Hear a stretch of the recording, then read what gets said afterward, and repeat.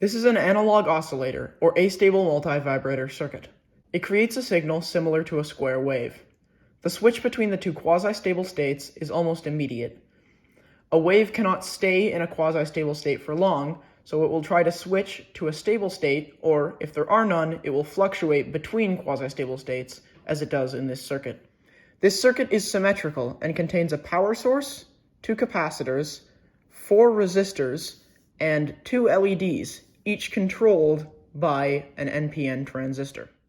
When the circuit is first powered, one of the transistors will turn on and the other will turn off.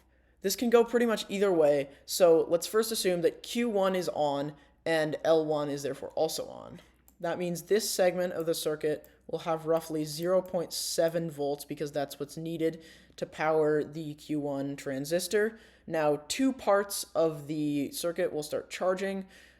Firstly, C2, the positive side, will jump to nearly 8 volts immediately. The reason it doesn't charge above that is because capacitors charge exponentially, meaning that the higher their charge is, the slower they're going to charge.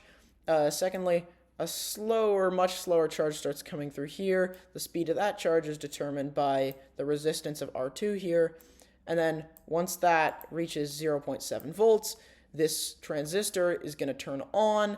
That means this LED is going to turn on. That means this capacitor is going to drain its positive side. It's going to discharge to 0 volts.